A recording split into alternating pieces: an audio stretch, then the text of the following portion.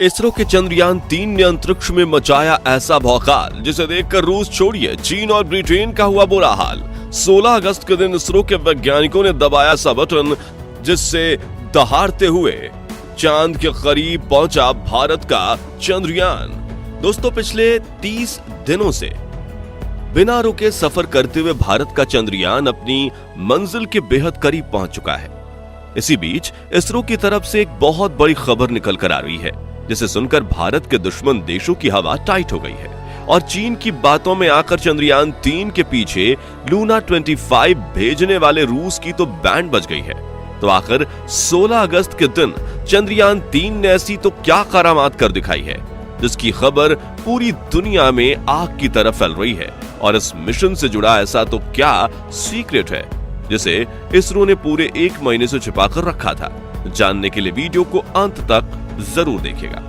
दोस्तों, 14 जुलाई के दिन पृथ्वी से रवाना होने के बाद चंद्रयान-3 ने पूरे 17 दिन पृथ्वी के गोल गोल चक्कर लगाए थे और 1 अगस्त के दिन इसने चंद्रमा की तरफ जाने वाला लंबा गैलेक्टिक हाईवे पकड़ा था। जिसके बाद 5 अगस्त के दिन चंद्रयान-3 ने चांद की कक्षा में प्रवेश किया था और तब से ये चंद्रमा के चारों तरफ ऑर्बिट रेड्यूसिंग मैन्यूवरिंग कर रहा है, यानी कि ये धीरे धीरे अपनी कक्षा को छोटा करते हुए चांद के नजदीक जा रहा है। और अब इसरो की तरफ से एक बहुत ही बड़ी खुशखबरी निकल कर आ रही है जिसे सुनकर आपका सीना गर्व से चौड़ा हो जाएगा। जी हाँ, करीब 32 दिनों में 25 लाख किलोमीटर से भी ज्यादा का सफर करके चंद्रयान-3 चांद के बेहद करीब पहुंच चुका है। और अब 16 अगस्त के दिन इसरो के वैज्ञानिकों ने चंद्रयान मिशन का सबसे मुश्किल पड़ाव पार कर लिया है, जो कि था 100 किलोमीटर की गोलाकार ऑर्बिट में प्रवेश करना। दरअसल अब तक चंद्रयान-3 चांद के अंडाकार कक्षा में चक्कर लगा रहा था, लेकिन अब इसरो के वैज्ञानिकों ने इसे चांद की 100 किलोमीटर वाली गोलाकार कक्षा में धकेलकर एक बड़ा कीर्तिमान हासिल कर लिया है। दोस्तों, चंद्रयान-3 मिशन का ये पड़ाव इतना महत्वपूर्ण इसलिए था क्योंकि अगर इसमें थोड़ी सी रफ्तार कम ज्यादा हो जाती या फिर एंट्री गलत हो जाती तो चंद्रयान-3 इस कक्षा को पकड़ ही नहीं पाता और चांद की सतह पर क्रैश लैंडिंग कर सकता था। लेकिन भारत को चंद्रयान मिशन के इस पड़ाव में भी कामयाबी मिल चुकी है और ये चांद की 100 किलोमीटर वाली कक्षा में गोल गोल घूम रहा है। इसी कक्षा में चंद्रयान-3 के इंटीग्रेटेड मॉड्यूल में से प्रपल्शन मॉड्यूल और विक्रम लैंडर अलग होने वाले हैं। इसके बाद प्रपल्शन मॉड्यूल अगले कई सालों तक इसी कक्षा में घूमता रहेगा, जबकि लैंडर मॉड्यूल लैंडिंग के लिए आगे बढ़ेगा। इसी के साथ दोस्तों, भारत के चंद्रयान-3 ने एक बेहद कठिन चरण में एंट्री कर ली है और अब अगला हफ्ता पूरे मिशन की कामयाबी के लिए बेहद जरूरी है, क्योंकि एक जरा सी भी चूक में पूरा मिशन बर्बाद हो सकता है। मिशन का ये चरण चंद्रयान-2 के लिए बेहद कठिन साबित हुआ था, जब ये स्पेसक्राफ्ट दूसरे अंतरिक्ष यान से और उल्कापिंड से टकराते टकराते बचा था। क्योंकि दोस्तों, चंद्रमा की कक्षा में दुनिया भर के कई मून मिशन के बंद पड़े स्पेसक्राफ्ट बिना किसी रोक टोक के घूमते रहते हैं। वहीं चंद्रमा की मैग्नेटिक फील्ड और ग्रेविटी भी पृथ्वी से काफी ज्यादा कमजोर है, इसलिए यहाँ पर आए दिन उल्कापिंडों की बारिश होती रहती है। इसी वजह से इसरो के वैज्ञानिक लगातार चांद पर नजरें गड़ाए बैठे हैं ताकि चंद्रयान-3 की राह में ऐसी कोई मुश्किल आए तो वो स्पेसक्राफ्ट का रास्ता मोड़कर इसे नष्ट होने से बचा सके।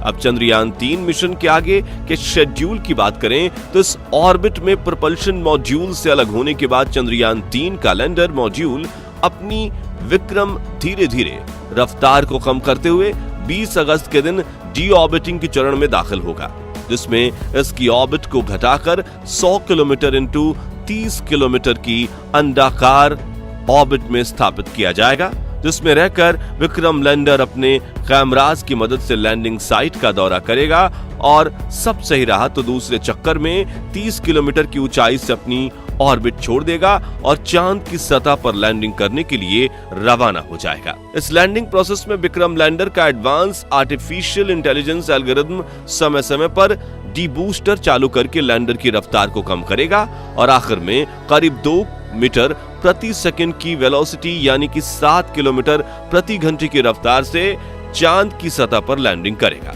हालांकि साथियों, जहां चंद्रयान 3 चांद की सतह पर 23 अगस्त के दिन लैंड करने वाला है, वहीं रूस का अंतरिक्ष एजेंसी रोसकॉस्मोस का लूना 25 को डायरेक्ट रास्ता पकड़कर चांद की तरफ भेज दिया गया है और वो 22 अगस्त के दिन ही चांद की सतह पर लैंड कर जाएगा।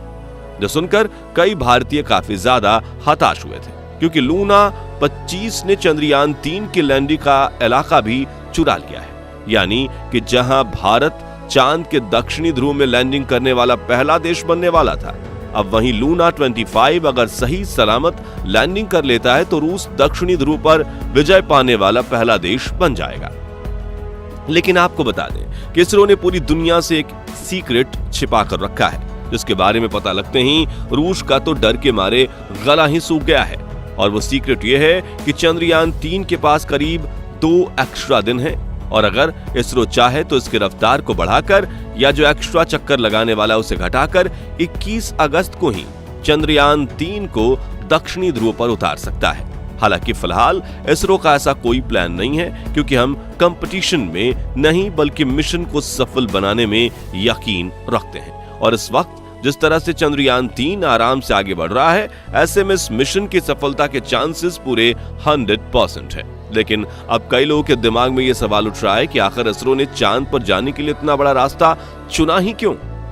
यानी कि जहां नासा के अपोलो मिशन को चांद पर पहुंचने में 4 दिन लगे थे, यूएसएसआर के लूना 1 ने तो सिर्फ 34 घंटे के बाद ही चांद पर लैंडिंग की थी और रूस का रीसेंट मिशन लूना 25 सिर्फ 5 दिन के बाद ही चांद की कक्षा में पहुंच चुका है। तो फिर इसरो को यह मिशन पूरा करने के लिए 10 गुना यानी 40 दिनों का समय क्यों लग रहा है? तो इसके पीछे का सबसे बड़ा कारण है टेक्नोलॉजी एंड बजट। दरअसल इन सभी देशों ने अपने अंतरिक्ष यान को चांद तक पहुंचाने के लिए एक सीधे रास्ते से भेजा था, लेकिन ऐसा करने के लिए काफी बड़े बड़े लॉन्चर्स और बहुत ज्यादा ईंधन की जरूरत पड़ती है, जिसके लिए खर्चा होता है बहुत सारा पैसा। और इन देशों के पास अपने स्पेस मिशन के लिए काफी हाई बजट था, जबकि कम खर्चे में मैक्सिमम आउटपुट देना इसरो की सबसे बड़ी खासियत है। और इस बात को ध्यान में रखते हुए इसरो के वैज्ञानिकों ने चंद्रयान 3 की लॉन्चिंग में उसी इलिप्टिकल रूट को इस्तेमाल किया जिससे मंगलयान और चंद्रयान 2 को लॉन्च किया गया था। इस रास्ते में चांद पर जाने का सबसे बड़ा फायदा यह है कि इसमें सिर्फ ऑर्बिट बदलने के लिए ही फ्यूल की जरूरत पड़ती है, यानी कि ज्यादा ईंधन को ले जाने के लिए बड़े बड़े रॉकेट और स्पेसक्राफ्ट की जरूरत नहीं पड़ती, जबकि डायरेक्ट लॉन्चिंग में बहुत ज्यादा फ्यूल चाहिए होता है। इस वजह से जहां पर नासा के अपोलो स्पेसक्राफ्ट की लॉन्चिंग में 4,40,000 किलोमीटर फ्यूल का इस्तेमाल हुआ था, वहीं चंद्रयान 3 मिशन में इससे 15 गुना कम यानी कि करीब 27,000 किलोग्राम फ्यूल का इस्तेमाल किया जा रहा है। और इससे भारत को कितना फायदा हो रहा है उसका अंदाजा आप इसी से लगा सकते हैं कि जहां नासा के अपोलो मिशन के तहत चांद पर एक स्पेसक्राफ्ट को भेजने में 2900 करोड़ रुपए खर्च हुए थे, रूस अपने लूना 25 मिशन के लिए 1600 करोड़ रुपए खर्च कर रहा है। वहीं भारत के चंद्रयान 3 का बजट सिर्फ 615 करोड़ रुपए है।